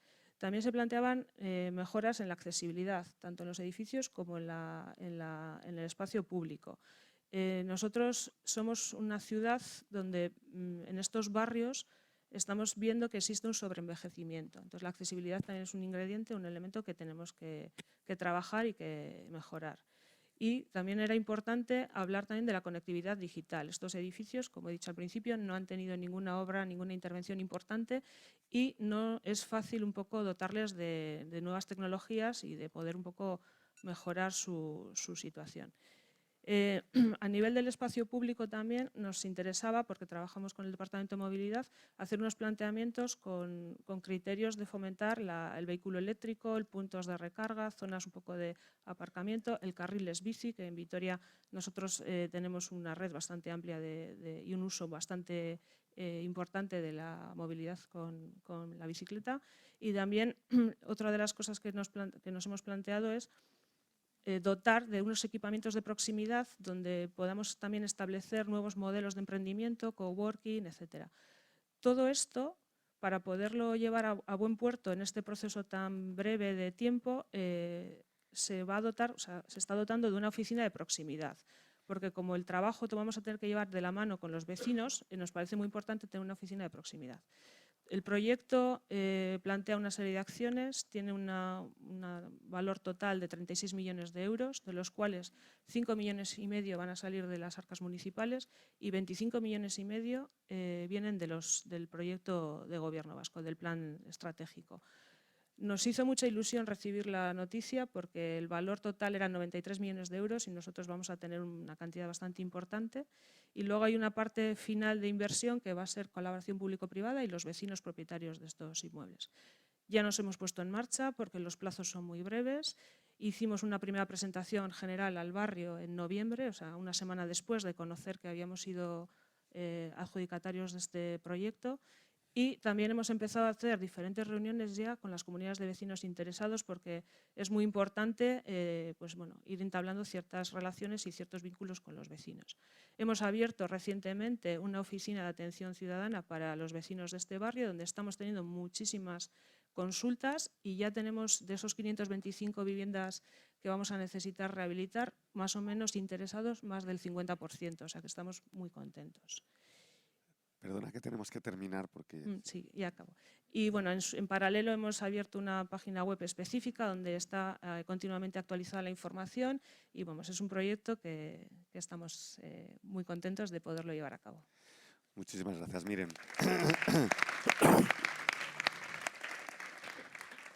Y gracias además por dar la visión de un proyecto que es tractor de una regeneración de la ciudad, del barrio y una regeneración más amplia de la ciudad.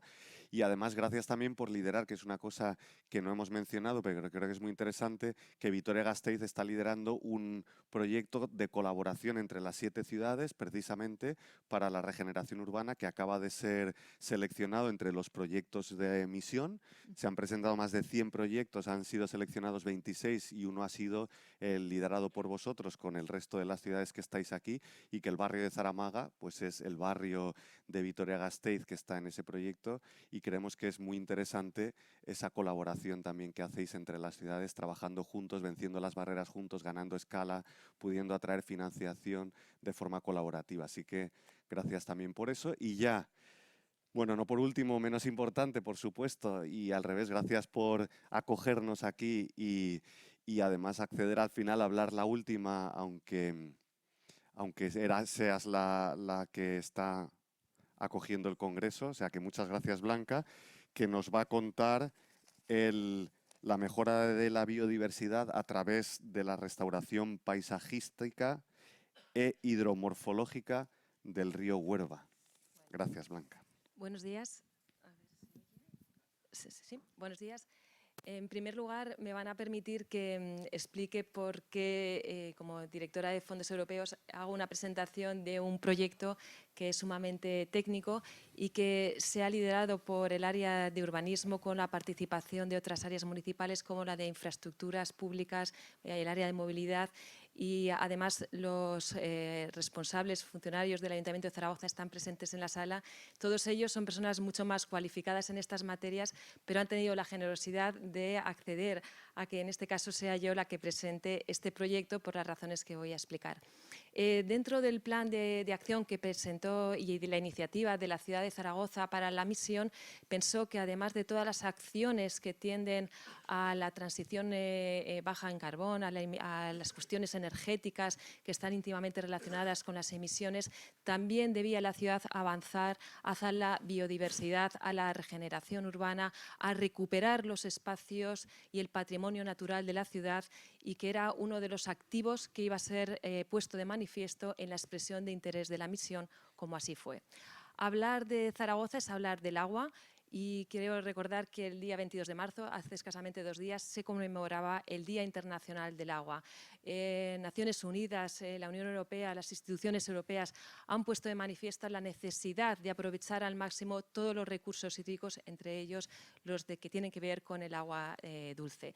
Zaragoza no se puede entender sin la historia de sus ríos, y aunque muchas de las personas que nos acompañan conozcan a Zaragoza por el río Ebro, la ciudad de Zaragoza tiene además otros 2 ríos, el río Gállego, el río Huerva y además el canal Imperial de Aragón. La ciudad romana, de la ciudad originaria de Zaragoza, la que tiene quizás más proyección por su historia, se ordena en torno a los 3 ríos. Según la base de datos históricos que maneja el Servicio de Movilidad y también de Confederación Hidrográfica que he podido consultar, la ciudad está perfectamente alineada con lo que aportaba, según los romanos entendían, por parte de los ríos. La parte del este-oeste miraba hacia Roma, el río Gállego, que parte del norte, pues aportaba conocimiento, una ordenación con el cosmos, y el río Huerva, el que nos interesa hoy, aportaba la energía, la conexión con la tierra y con los elementos de la misma. Por lo tanto, fue la ciudad avanzando, invadimos el río, y creo que este proyecto era de justicia para devolver a la naturaleza lo que la naturaleza le dio a Zaragoza. Dentro de este proyecto se denomina, es un proyecto muy amplio, podríamos estar aquí hablando horas, pero lo hemos acotado a lo que está más alineado con el proyecto de biodiversidad y con esa recuperación de la restitución paisajística del río. El río el río Huerva, en este caso, es un eje vertebrador y transversal de la ciudad. Muchos de ustedes, si caminan por algunos de los bulevares de la ciudad, de los ejes más importantes, ignorarán, pero están caminando por encima de parte del río que está oculto por la ciudad y que en algunos tramos centrales, céntricos de la ciudad, pues aparece y fluye. Por lo tanto, el motivo de recuperar este río es mirar hacia la naturaleza, mirar hacia el río y conseguir un espacio de convivencia y volver a recuperar el río como eje de motor del céntrico de la ciudad. Esta estrategia que estoy planteando lleva a la ciudad trabajando muchísimos años. En la sala nos acompañan representantes de la ciudad de Brópolis, de entidades sin ánimo de lucro que han trabajado muchos años en estos aspectos, y aunque cuenta la ciudad con planes sectoriales y específicos para el río Huerva, como el plan director y planes alineados con la Confederación Hidrográfica del Ebro. Dentro de la estrategia que más se alinea con la misión, podemos hacer referencia a que esta actuación se encuentra en el Plan de Acción de la Agenda Urbana de Zaragoza y, por supuesto, en el Plan de Acción, el que todavía estamos ultimando dentro de la misión de 100 ciudades climáticamente neutras e inteligentes. Entre los objetivos generales que tiene este proyecto, pues es desde luego mejorar el ecosistema fluvial del río Huerva con una restauración y restitución hidromorfológica, una renaturalización de la estructura ribereña y todo ello mirando siempre a una adaptación y también mitigación al cambio climático, sobre todo pues, para evitar pues, el riesgo de inundaciones. Tienen que pensar todos ustedes que ahora mismo, si nos acercáramos al río Huerva, todos estos objetivos son los que nos impedirían ver con claridad parte del río, puesto pues, que hay especies invasoras, la naturaleza pues, se va comiendo el cauce del río, cuando hay inundaciones pues, evidentemente les afectan y por lo tanto todos estos son los objetivos generales que se pretenden cambiar con este proyecto. El proyecto cuenta con 17 acciones a realizar. Voy a quedarme únicamente con algunos de ejemplos, pero desde luego pues, intenta mejorar el régimen de crecidas y avenidas del río. Intenta el proyecto ser una herramienta de control y de manejo de especies exóticas. También intenta mejorar la estructura de la vegetación de la ribera. Aporta y hace una actuación importante para el tratamiento de sólidos y flotantes y sobre todo pues, de lo que son algunas cuestiones que tienen que ver con las depuraciones del río y, desde luego, aporta o tiene un carácter innovador por las nuevas tecnologías en el ámbito digital para la medición del continuo de cargas y seguimiento de los caudales para operar y saber y monitorizar en tiempo real cómo va el cauce del río.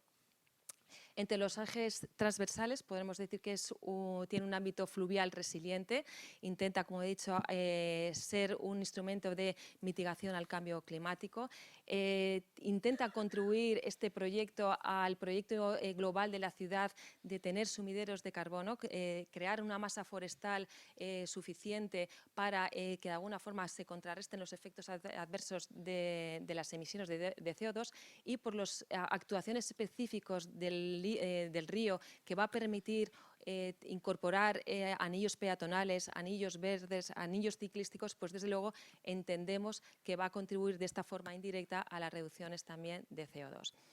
Por supuesto, tiene, además del aspecto de biodiversidad, el proyecto unos aspectos de urbanismo en el ámbito entendido como urbanismo inclusivo, alineado con las nuevas estrategias de la New European Bauhaus también, y lo que sobre todo busca es mejorar algunos aspectos que tienen que ver pues, con la inclusividad, sobre todo mejora la visibilidad, intenta reducir el proyecto aspectos ambientales que tienen que ver con el ruido y elimina barreras para conseguir que este nuevo eje del río Huerva pues sea inclusivo y sea accesible de manera universal para todos y además alineado con la ordenanza de accesibilidad universal que recientemente pues se aprobó en comisión en estos días, pero está previsto que se apruebe en pleno. ¿Cuáles son los beneficios y cobeneficios derivados del proyecto? Pues desde luego, más allá de lo que aparentemente pueda ser ya una mejora paisajística y visual del proyecto, el proyecto es mucho más ambicioso.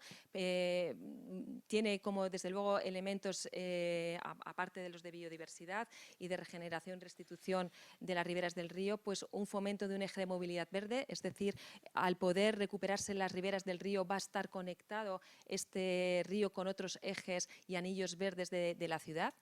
Va a mejorar sin duda alguna y algo que es sumamente importante, que es la calidad del agua, a través de todas las actuaciones de depuración previstas para hacerlas con carácter previo a lo que luego van a ser las actuaciones de regeneración y restitución paisajística, va a ser un impulso a la vida saludable. La idea de este proyecto es que sea de convivencia, que sea un espacio en el que los zaragozanos puedan encontrar una zona de convivencia y, por lo tanto, de fomento de hábitos saludables, y van inherentes al proyecto pues varios parques y varios espacios también de fomento de vida saludable en torno al río.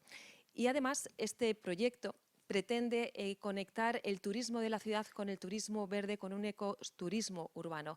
En torno a este proyecto y también por la posición estratégica y transversal de la Dirección General de Fondos, estamos intentando, además, algo que nuestra directora también ha comentado, de Fundación Biodiversidad ha comentado, la necesidad de la complementariedad también de los fondos y estrategias. Pues en aquellas cuestiones que no tienen que ver estrictamente con biodiversidad, el proyecto pretende estar dentro de la estrategia de sostenibilidad turística en destino, y hemos presentado también parte del proyecto a esta visión estratégica que tiene la ciudad de generar un entorno turístico, un ecoturismo en torno a los 3 ríos de la ciudad y además del Canal Imperial de Aragón.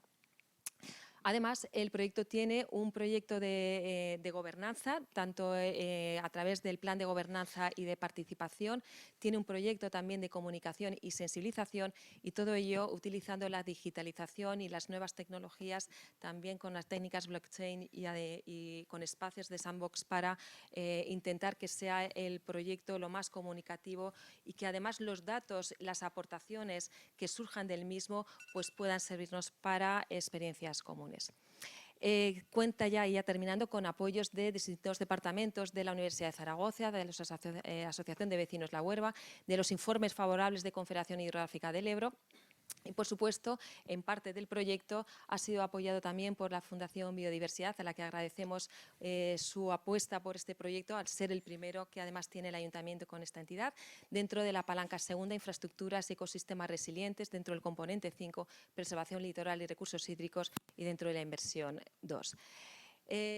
Para terminar ya, únicamente me queda que transmitir la idea de que este proyecto de gran importancia para la ciudad, por los conceptos que he dicho y además por la inversión financiera, busca también ser un ejemplo en las grandes iniciativas europeas. He hablado de la New European Bauhaus, por supuesto, pero en Turín la semana pasada, Julio y yo coincidimos en el foro de Cities y de ciudades europeas, se nos presentaron iniciativas que pueden ser complementarias para proyectos de este calado, como puede ser la Iniciativa Europea Urbana, cuyo director pues, nos presentó las nuevas convocatorias que habían para este periodo, y donde estamos convencidos que la complementariedad, la innovación y lo que supone este proyecto para la ciudad será entendido en Europa, y todo ello con el apoyo de nuestras administraciones, de la Fundación Biodiversidad, en este caso de Confederación Hidrográfica, de nuestras entidades, del tercer sector y desde luego pues por toda la sociedad zaragozana. Muchas gracias y un placer poder explicar este proyecto. Gracias. Gracias, Blanca. Bueno, muchísimas gracias, Blanca, y por contar además un proyecto tan interesante como un río como eje vertebrador que pasa a muchas de las ciudades y que creo que es un ejemplo muy bueno de cómo puede transformarse una ciudad también a través de eso, y además un ejemplo de gobernanza multinivel, como esa colaboración público-público en todos los niveles de la administración es tan importante para transformar una ciudad también, así que creo que es muy representativo, y también ver la renaturalización como un eje fundamental de esa transformación, porque cuando preguntamos a la gente qué ciudades quieren, pues lo que quieren son ciudades verdes, saludables, paseables, de conexión, y estas iniciativas construyen esas ciudades que la ciudadanía demanda. O sea que muchas gracias, y lo malo es que esto demuestra mi incapacidad de moderación. Lo he hecho muy mal porque me dicen en la organización que tendríamos que haber terminado hace 8 minutos, o sea que muy mal, nos dejan 2 o 3 minutos más, pero no tenemos tiempo para poder preguntar, obviamente, porque si no nos comeríamos la pausa café, y lo que al revés más bien me sugieren es que aprovechemos el café para poder hacer las preguntas, acercaros a cada uno de los intervinientes y compartir, comentar, preguntar las dudas o cosas que tengáis, y lo único que no me resisto en estos 3 minutos que nos quedan. Yo creo que el panel ha sido extremadamente interesante porque nos ha traído de las musas al teatro y nos ha hecho ver realmente iniciativas muy interesantes, y porque, si os habéis fijado, sin haberlo planificado, porque no hemos dicho a la ciudad, cada uno ha elegido lo que ha querido, pues al final hemos tenido un elenco de proyectos muy diversos, porque hemos tocado temas de regeneración urbana, de cambio de un modelo en una ciudad en un trozo de la ciudad para luego extrapolarlo tocando temas de movilidad. hemos tocado proyectos energéticos, hemos tocado proyectos de equipamientos municipales, proyectos de renaturalización, y eso es la misión, al final una cartera de proyectos transformadores que cambian la ciudad para dar respuesta a las demandas y a las necesidades de la ciudadanía.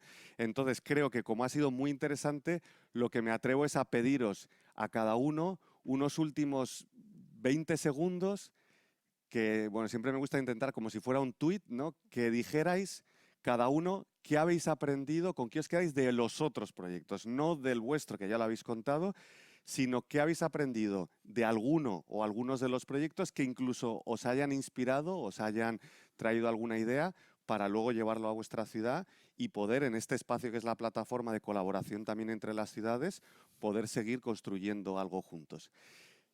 Entonces, bueno, para no poner ahora el marrón a Zaragoza Blanca como la primera, si queréis seguimos el mismo orden de antes, entendiendo que yo creo que Bárbara no sigue ahí, por tanto me la salto para... Si estás por ahí... No, no está, ¿no? Vale, perfecto. Pues entonces seguimos el mismo orden, perdona. Sí. Irene, Madrid. Bueno, de todos yo me quedaría con la idea de que es fundamental la colaboración ciudadana entre administraciones y público-privada. Y luego me ha gustado mucho que en algunos casos, o cuando tú planteas un proyecto, siempre vas como con un objetivo como muy ambicioso y entonces vas como, o sea, como pensando hacia futuro, pero de una manera muy amplia, ¿no? Y el pensar así por fases, como Valencia, me ha gustado mucho el decir, bueno, yo ya sé cuál es mi objetivo, pero voy a ir trabajando como poco a poco, ¿no? Entonces, eso, no sé, me ha gustado vale, lo tengo claro, pero vamos a ir cumpliendo como hitos intermedios que me van a permitir avanzar como más rápido. Muchísimas gracias. Misión total, colaboración y además un sistema ágil que vaya por fases, pero vayas incluso adaptándote conforme a cómo vayan cambiando las circunstancias. Gracias. Eladio. Bueno, en el caso de Sevilla, como sabéis, siempre estamos aprendiendo, ¿no? Entonces yo me llevo las ideas de todos porque me parecen muy interesantes, pero me quedo con la idea decimonónica de que los ríos articulan los espacios urbanos y la gente quiere, el urbanita quiere volver a ver aquello que veía de donde viene. Entonces, me ha encantado el proyecto de Zaragoza y además creo que es perfectamente extrapolable, yo creo que a todas las ciudades del proyecto Misión. Enhorabuena. Muchas gracias. Ríos como articuladores, además ha sido precioso el río Huerva, cómo has traído esa conexión con la naturaleza y con nuestros orígenes, que en el fondo es lo que también mencionas tú. Muchas gracias, Eladio. Jordi. Bueno, yo se la devuelvo a Irene, porque es una idea que me quedo de la experiencia de Madrid, pero que está presente también, por ejemplo, en lo que hemos visto en Vitoria o en Zaragoza, que es la importancia de articular órganos de gestión diferentes, ¿no? Creo que el caso de los entornos escolares lo ejemplifica de manera clarísima, ¿no? Los diferentes departamentos o servicios municipales que hay involucrados y la necesidad de un espacio de articulación de eso. O sea, y un espacio de que exista ese espacio de articulación no por una cuestión de autoridad formal, sino más de capacidad de crear esos espacios de diálogo, que creo que en entornos escolares me parece clarísimo, pero que en todo lo que estamos haciendo en la misión en regeneración urbana, creo que es incluso más duro, si acaso, ¿no? Pero que esa idea de articulación de capacidades y de órganos de gestión diferentes, ¿no? Qué bien. Gracias, Jordi. Crear el espacio para articular eso, que además la misión, que es esa estrella polar, claro, que puede ayudar precisamente a tener un propósito compartido, correcto, es lo que puede ayudar a articular mucho más fácilmente. Claro. Gracias. Y a legitimar esos espacios de articulación y alinearlos, ¿no? Eso es... Muy bien. Muchísimas gracias. Concepción. Bueno, pues a mí me ha parecido, yo ya he dicho desde el principio que no soy especialista como el resto de la gente tanto en estos temas, entonces me parecen muy interesantes, pero quizá lo que sí que es mi especialidad, que es en toda la gestión, me quedo con el caso de Barcelona, incluso les llamaré porque me ha parecido interesantísimo cómo concilias un convenio como el que han hecho ellos, en el que mezclas comunidades de propietarios, mezclas empresas y demás. Entonces, me quedaré y la llamaré porque me parece muy interesante por la complejidad a nivel institucional que eso supone, ¿no? Gracias. Es verdad, se habla mucho de la colaboración público-privada social, ahora, incorporando esa parte social de la ciudadanía, pero es muy difícil llevarlo a la práctica. Por eso digo que y verlo es en un súper ejemplo que está interesante a ver funcionando cómo lo han impresionante. encajado. Muchas gracias, Concepción. Miren. Pues yo, después de las explicaciones que hemos escuchado hoy aquí, veo que hay una gran conciencia del reto que tenemos delante, que tenemos que transformar en diferentes planos un poco nuestras ciudades, y lo que he visto es un gran talento, porque varios de los proyectos que se han explicado, bajo mi punto de vista, han superado ciertas barreras que a veces en un ayuntamiento, cuando nos tenemos que plantear cómo afrontamos las acciones, el marco jurídico, o sea, veo que han trabajado y han planteado soluciones que creo que van a funcionar, ¿no? Entonces veo mucho talento y veo que vamos por el buen camino. Muchas gracias. El talento y las personas es muy importante. Gracias, Blanca. Bueno, pues como soy la última y soy ciudad anfitriona, me van a permitir que en este caso elija 2 experiencias, una la de Sevilla, por reciprocidad, porque además no solamente compartimos esa cultura por el agua, sino también temperaturas extremas en Zaragoza, de las que podríamos hablar o hablaremos en la comida. Pero además es verdad que el proyecto de la Isla de la Cartuja es muy interesante, no solamente en los aspectos que nos has contado, sino también los que vuestros compañeros han ido avanzando en todo el tema de digitalización y de experimentación.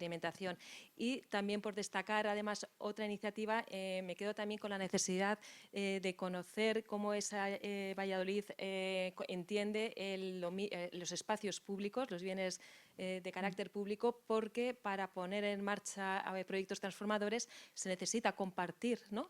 Y compartir el derecho público es muy interesante porque abre posibilidades muy diferentes. Con lo cual, muchas gracias. Maravilloso, compartir el derecho público. Pues nos quedamos con eso, si os parece, por no robar más tiempo. Muchísimas gracias por la atención de todos. Siento que no haya podido haber un diálogo, pero ahora os animamos a interactuar con los ponentes. Gracias.